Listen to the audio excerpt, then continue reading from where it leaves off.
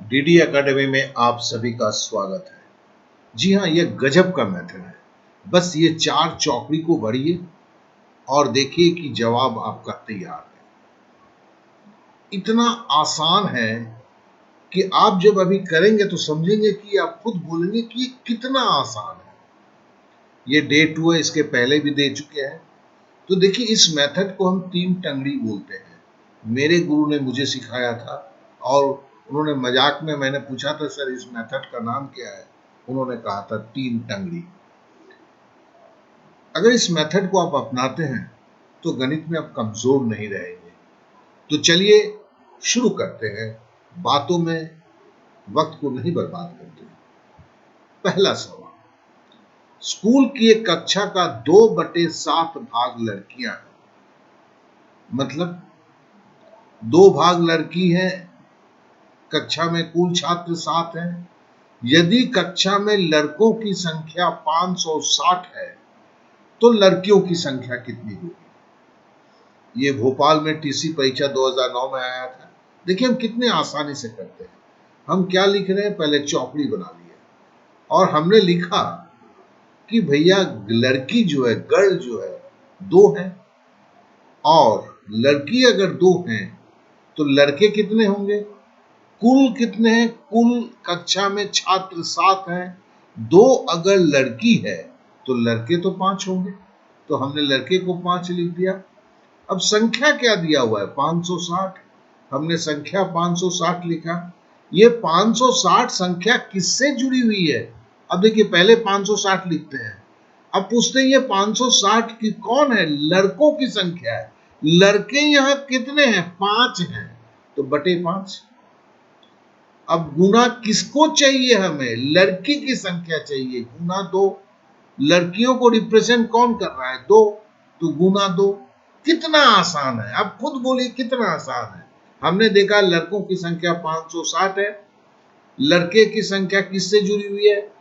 2/7 का मतलब लड़के 5 होते हैं, तो 560/5। मांगा किसको गया है? लड़कियों की संख्या गुना 2। बराबर क्या हुआ? बराबर हुआ 224। ये 224वां आपका आंसर निकल गया। इससे आसान क्या होगा? आप खुद सोचिए, इससे आसान क्या होगा। चलिए एक सवाल और करते हैं। बोलता है एक विद्यालय में 200 विद्यार्थी हैं, जिसमें 3/10 भाग लड़के हैं। विद्यालय में लड़कियों की संख्या ज्ञात कीजिए। 200 विद्यार्थी हैं और जिसमें 3 भाग जो है लड़के हैं, तो वही पहले चौकड़ी बना दिया। देखिए चौकड़ी बनाना तो जगह चीजों को व्यवस्थित रह सके इसके लिए है। लड़के कितने हैं? 3 हैं। और लड़कियां कितना है? तो 10 हैं। तो लड़के अगर 3 होगा, लड़कियां 7 होगा। अब बोलता क्या है कि विद्यार्थी कितने हैं? विद्यार्थी 200 हैं। अब देखो ये जो संख्या है, ये संख्या किससे जुड़ा हुआ है? विद्यार्थी। विद्यार्थी मतलब लड़की और लड़के, मतलब 3 + 7। तो पहले हमने 200 लिखा। 200 कौन है? विद्यार्थी हैं। विद्यार्थी का मतलब 3 लड़के 7 लड़कियां हैं। नीचे 3 + 7। गुना किसको निकालना है? लड़कियों की संख्या। लड़कियां कितना है? 7 है।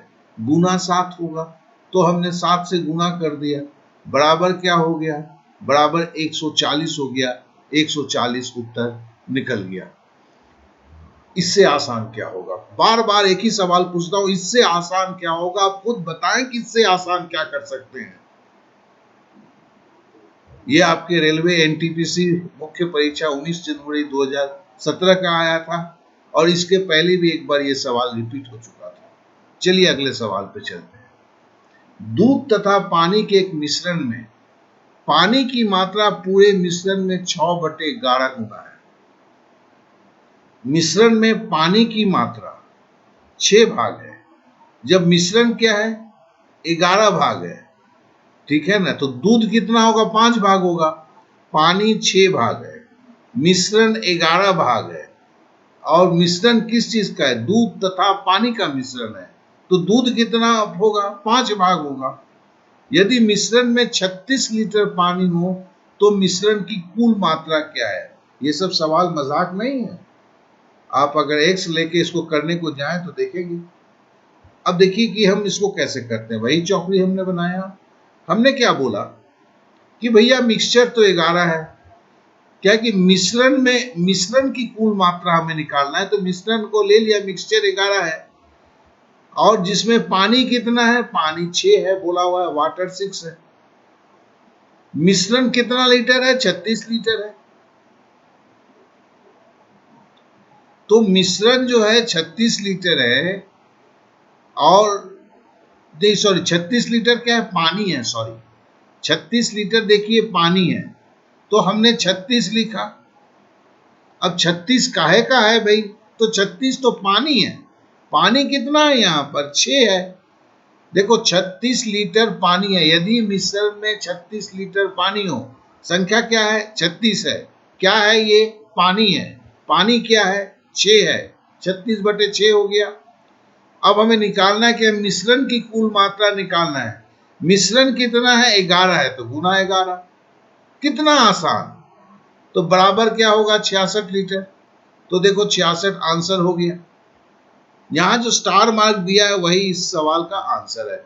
देखिए इसका मैं पीडीएफ फाइल भी दे रहा हूं, जिससे कि आप जो है व्यवस्थित रूप से इसे अपने कॉपी पर लिखकर आप तैयारी करके रख सकते हैं।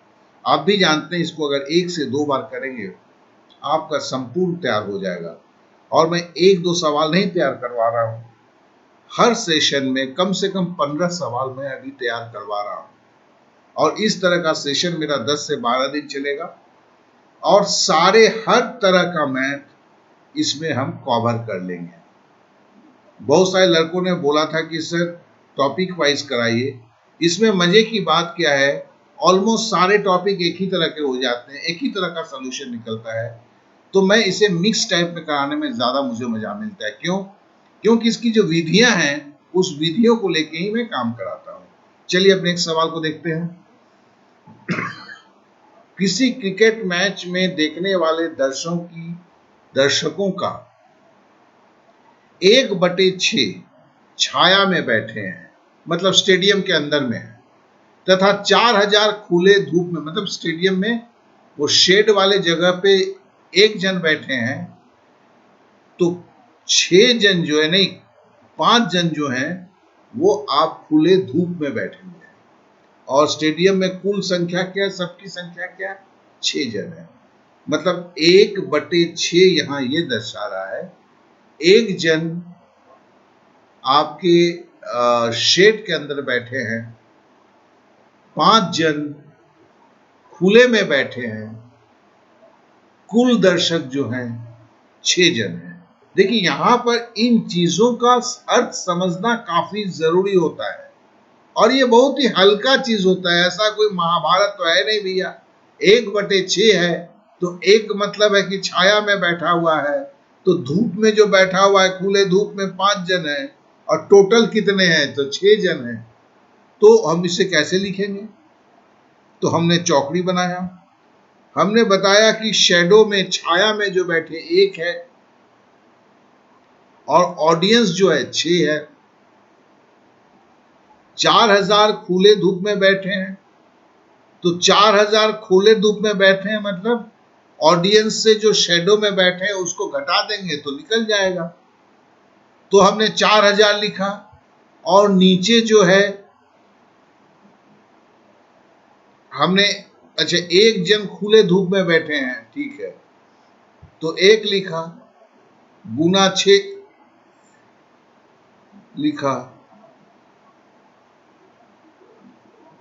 यहां कुछ टाइपिंग मिस्टेक है, ये 4800 नहीं 2400 हो रहा है। यहाँ कुछ टाइपिंग मिस्टेक है, लगता है कि यहाँ पे सवाल में आंसर ये गलत है। यहाँ पे ये 2400 होना चाहिए, और 4500 नहीं सॉरी, यहाँ पे ये जो है, ये नीचे जो खुले धूप में 5 जन बैठे हुए हैं, ये 1 नहीं होगा, ये 5 होगा। 5 से जब खुले धूप में बैठा हुआ है ना, खुले धूप में 5 जन हैं, तो मतलब 6 - 1 होगा, 5 जन होगा। 5 से 400 को काटेंगे तो 800 होगा। 800 को 6 से गुना करेंगे तो 6 अटे 4800 होगा, जो इसका जवाब है। सॉरी, यहाँ पे टाइपिंग मिस्टेक हुआ है, तो आप इसे जरा सही कर लेंगे। चलिए हम नेक्स्ट सवाल पे चलते हैं।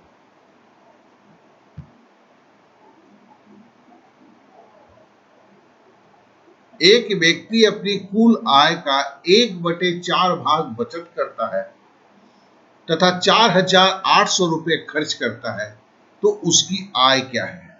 इस सवाल में बोला क्या है? इस सवाल में बोला है कि हम अगर चौकड़ी बनाते हैं, अब बोला क्या उसे लिख रहे हैं, देखिए क्या बोला हुआ है। बचत 1 करता है और उसका जो एक्सपेंस है 3 है, तभी तो उसका खर्च जो आय 4 रुपया होगा ना। 3 रुपया खर्च करता है, 1 रुपया बचत करता है, तो कुल आय कितना है? खर्च और बचत को जोड़ेंगे वही तो आय होता है। तो यहां पर आय जो है उसका 4 दिया हुआ है और उसकी बोलता है कि ये बचत करता है 1 रुपया, तो खर्च कितना करेगा? 3 रुपया। एकदम स्वाभाविक चीज है। और संख्या क्या दिया हुआ है? 4800। अब ये 4800 क्या है? देखिए 4800 लिखने के बाद क्या है? ये खर्च है। हमारे यहाँ खर्च क्या है? 3 है बटे 3। अब क्या मांगता है? तो उसकी आय क्या होगा? आय तो भैया इन एक्सपेंस और सेविंग्स मिलाकर होता है, बचत और खर्च मिला के होता है, मतलब गुना 3 + 1, जिसमें 3 खर्च है 1 बचत है। तो हम इसको अगर करते हैं तो हुआ 6400। 6400 रुपया जो है उसका आय है। यह आरआरबी भुवनेश्वर ग्रुप डी का परीक्षा 2007 का था। चलिए अगले सवाल पे चलते हैं। बोलता है 2 शहरों के बीच में उड़ान का किराया 9:11 के अनुपात में बढ़ गया। इसका मतलब क्या है? पुराना किराया 9 भाग था, नया किराया 9 से बढ़कर 11 हो गया है। किराए में हुई बढ़ोतरी क्या है? अब बोलता कितना किराया बढ़ा? अगर कुल मूल किराया 18,000 रुपया था, अर्थात किसी का अगर किराया 18,000 रुपया था, अब कितना रुपया बढ़ा होगा? बढ़ के कितना किराया नहीं हुआ पूछा है, कितना रुपया बढ़ा होगा, बढ़ोतरी क्या? तो देखिए वही चौकड़ी हमने बनाते हैं। हमने लिखा कि ओल्ड 9, पुराना 9 भाग है, तो नया जो न्यू है 11 भाग है। अब संख्या दिया है, देखो 18,000, तो लिख दिया 18,000। अब 18,000 क्या है? 18,000 मूल किराया है, मतलब 18,000 लिखने के बाद मूल किराया क्या? देखिए हमें तो यही 2 में से सेलेक्ट करके देखना है कौन नीचे जाएगा। तो हम देखा मूल जो है ओल्ड है, तो 18,000 के नीचे हमने 9 डाल दिया।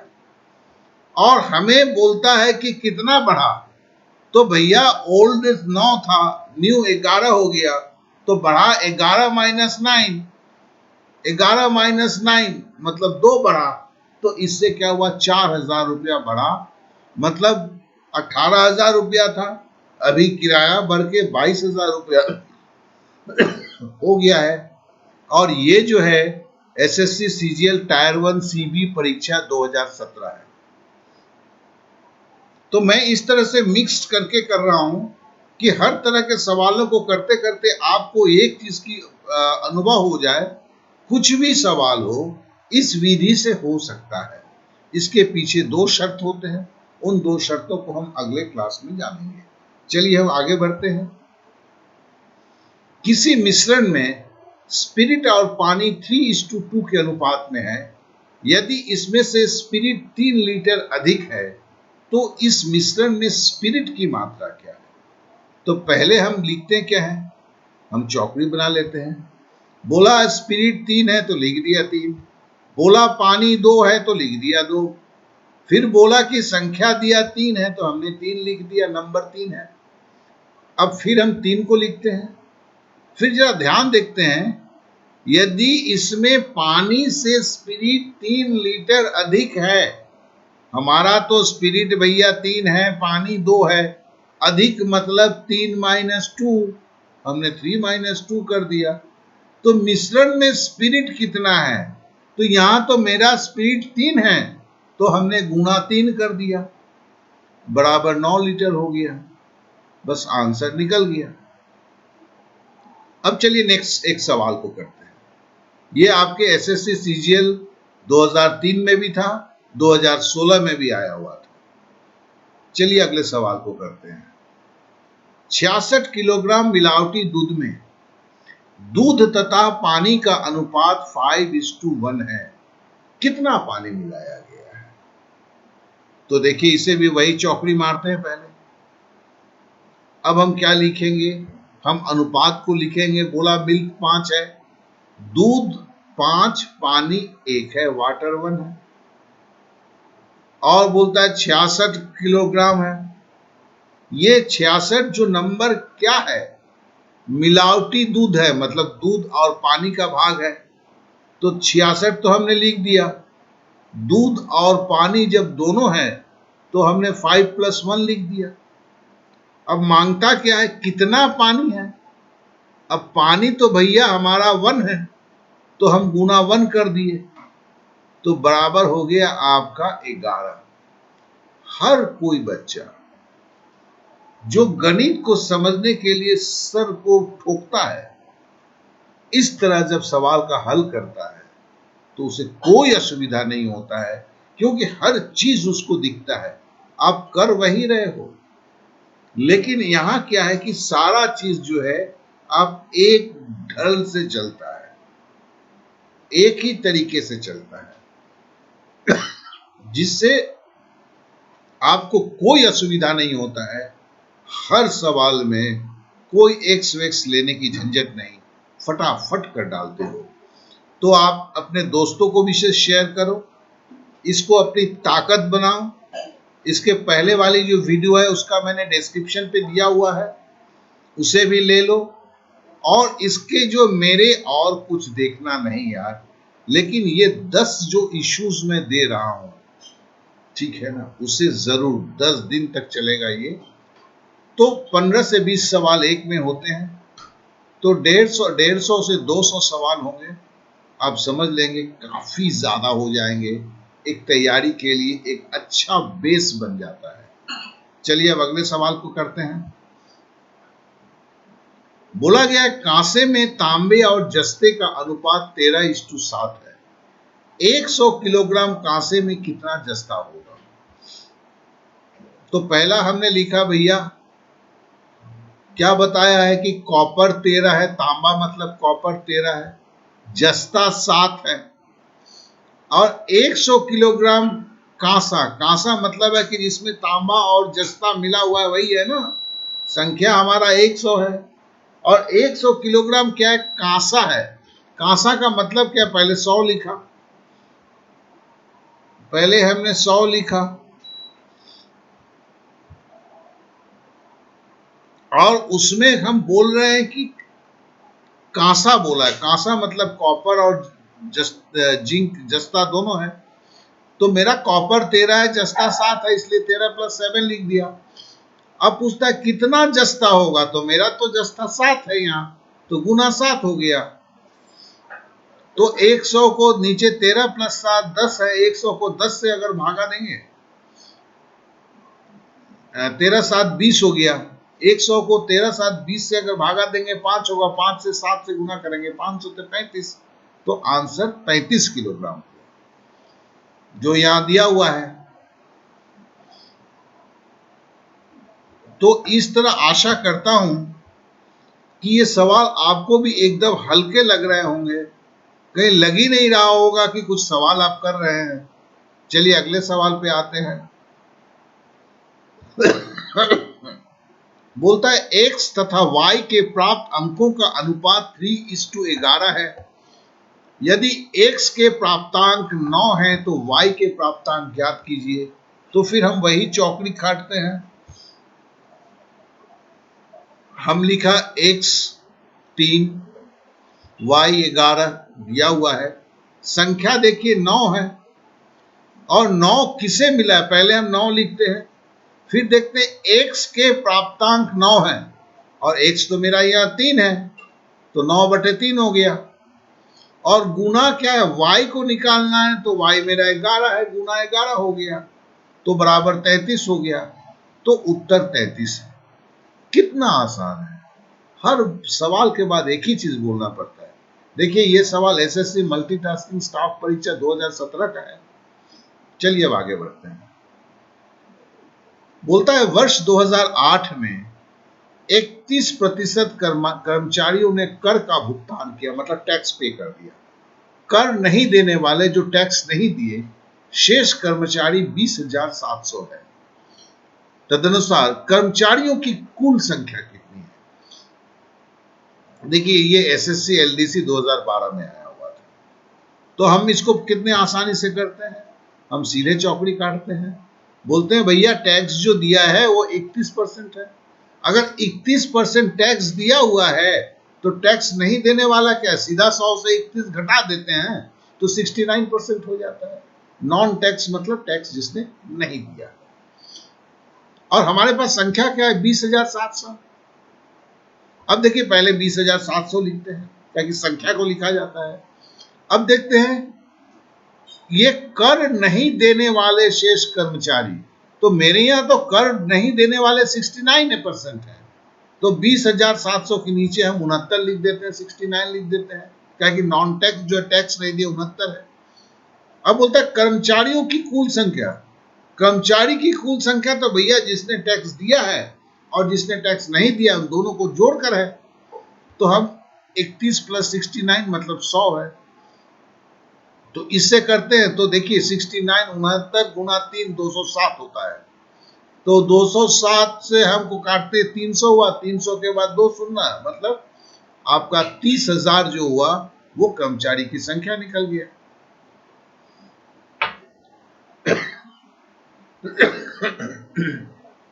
सॉरी। अब नेक्स्ट सवाल पे आते हैं। बोलता है 400 लीटर तेल के कंटेनर में रिसाव के कारण 8% नुकसान हुआ। कंटेनर में कितना तेल बचा हुआ है? देखिए यही एसएससी कांस्टेबल जीडी परीक्षा 2013 का है। बोलता क्या है, फिर से हम एक बार लिखते हैं। अब बोलता क्या है भाई, रिसाव जो हुआ है 8% हुआ है, मतलब ऑयल लॉस जो हुआ है रिसाव के कारण, नुकसान जो हुआ 8% हुआ है। तो तेल कितना बच गया, तो 100 से 8 घटा दिया, 92% बच गया। 92% तेल बच गया है, तेल का रिसाव हुआ है 8%।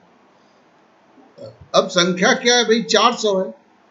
ये 400 लीटर तेल बोलता है कंटेनर में पहले था, रिसाव के कारण 8% नुकसान हुआ। तो भैया मेरा 400 जो है वो क्या है, वो 400 तो मेरा 92 + 8 है, टोटल 100% तेल था। मतलब पहले का तेल जो था 92% और 8% जो रिसाव हुआ था, तो 92 + 8 है। और बोलता है कि अभी कंटेनर में कितना तेल बचा हुआ है। अब कंटेनर में तेल तो मेरा 92 बचता है, तो गुना 92, तो बराबर आपका होता है 368 लीटर। क्या कि 400/100, 92 + 800 हो गया, 4 हो जाएगा, 4 को 92 में गुना करेंगे तो 368 होगा। लगता है आप सवाल कर रहे हैं, ये तो बस बच्चों की खेल हो रही है, एकदम बच्चे का खेल हो गया, आप खुद सोचो ना। चलिए अब अगले सवाल को करते हैं। यदि 1 किलोग्राम चीनी के मूल्य में 25% की वृद्धि हो जाती है एवं वृद्धि ₹10 है, तो चीनी का नया मूल्य ज्ञात कीजिए। RRC Kolkata group D exam 2013 है। चलिए इसको कैसे लिखते हैं। पहले हमने लिखा भैया वृद्धि हुआ है 25%, ठीक है ना, वृद्धि हुआ है 25%। तो आफ्टर वृद्धि होने के बाद क्या होगा, 25% वृद्धि का मतलब है 100 वाली चीज 125 हो गई ना, तो मतलब वो 125% हो गया। और हमारे पास संख्या क्या है, 10 है, नंबर 10 है। और बोलता है वृद्धि ₹10 है, तो वृद्धि तो मेरा यहां पर 25 है, हमारा वृद्धि तो 25 है, तो नया मूल्य तो वृद्धि होने के बाद होगा ना, तो गुना 125 होगा। देखो 10 रुपया वो क्या है, वृद्धि का रुपया है, तो बटे 25। और नया प्राइस क्या होगा, तो वृद्धि होने के बाद जो प्राइस होगा वही तो नया होगा, तो गुना 125 बराबर 50 रुपया हुआ। क्या कि 25 पचे 125 होता है, बराबर आपका 50 रुपया हुआ। तो चीनी का नया मूल्य जो है वो 50 रुपये का है। चलिए अब अगला सवाल करते हैं। बेंगलुरु से चेन्नई का रेल टिकट का कीमत 11.11% बढ़कर 400 रुपया हो गया। टिकट की मूल कीमत क्या थी? देखिए यहाँ 11.11%, ये जरा सीखना होता है। इसका मतलब होता है 1/9। तो इसमें बोला क्या जा रहा है? बोला जा रहा है कि टिकट की कीमत जो है पहले 9 था और 1 बढ़ गया, अब टिकट की कीमत क्या हो गया, 10 हो गया। पहले टिकट की कीमत 9 था, अभी बढ़ के 10 हो गया है। अब संख्या हमें 400 रुपया बताया जा रहा है और हमने 400 लिखा। अब बोलता है कि 400 रुपया क्या है, टिकट की कीमत बढ़ के, मतलब नया दाम है ना, तो मेरा तो नया 10 है, तो 400 बटे 10 हो गया। अब बोलता है टिकट की मूल कीमत, मतलब पुराना कीमत क्या था, तो गुना 9 हो गया, तो बराबर 360 रुपए हो गए। तो कहने का मतलब है कि टिकट का नया दाम जो है वो पुराना दाम 360 रुपया है, और 360 में 11.11% बढ़ने के कारण वो 400 रुपये हो गया था। कितना सहज सरल है, ये आप भी जरूर मानते हैं कि इससे सहज सरल कुछ नहीं हो सकता है। चलिए अब नेक्स्ट सवाल को देखते हैं। बोलता है पिछले वर्ष अजय ने 170 आम के पेड़ लगाए, इस वर्ष उसने इस संख्या को 40% बढ़ाया, इस वर्ष उसने कितने आम के पेड़ लगाए? तो फिर वही है, हम चौकड़ी बनाते हैं। देखियो एक ही टाइप हम किए जा रहे हैं, कहीं पर भी कोई चेंज नहीं। लिखते हैं, तरह तरह के सवाल आते हैं। अभी तक कितने तरह के सवाल आए, हर इशू से आए, जवाब एक ही तरीके का बनता है। हमने लिखा पुराना कितना है, 100, तो नया क्या होगा, 140, क्योंकि 40% बढ़ाया है उसने। पहले अगर 100 पेड़ लगाया था, इस बार 140 पेड़ लगाया। 40% बढ़ाया मतलब यही होता है ना, 100 में 40 बढ़ाया है। अब देखो मेरे पास संख्या क्या है, 170 है। 170 क्या है, 170 ओल्ड है, पहले का है, तो बटे 100, क्या कि मेरा ओल्ड तो 100 है। अब नया पूछा है तो गुना 140, और नया अगर पूछा है तो सॉरी ये क्या हो गया, अब नया पूछा है तो वो 140, तो गुना 140, तो बराबर हो गया आपका 238। पता नहीं है क्या दब गया था यार, इसके लिए ये सब हो गया। चलो अब नेक्स्ट सवाल पे आते हैं। ओ ये सवाल अब खत्म हो चुका है। तो अभी तक हमने 15-16 सवाल किए हैं। आपने सारे सवालों में एक ही चीज देखा कि एक ही विधि है, यही चौकड़ी की विधि हम इस्तेमाल कर रहे हैं। और देखा कि ये ऐसे नहीं कुछ चुने हुए 2-4 सवाल नहीं है जिसको मैं दिखा रहा हूं। इसके पहले का भी एपिसोड जो है वो हमने आपके डिस्क्रिप्शन पे दिया गया है, उसमें भी 15-16 सवाल किए थे, इसी तरह के सवाल थे। तो देखा कि अपने डिफरेंट परीक्षा में आए, अभी तक 30 सवालों को हल करके दिखाया, और आप निश्चिंत रहे, ऐसे 10 दिन तक मैं दिखाता हुआ जाऊंगा।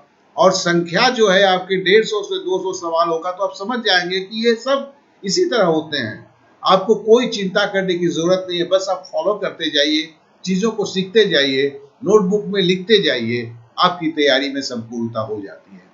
आपने समय दिया, इसलिए आप सभी को बहुत बहुत धन्यवाद। बस एक ही निवेदन है कि अपने साथियों को जरूर इसे शेयर करें, अगर आपको सही लगता है तो।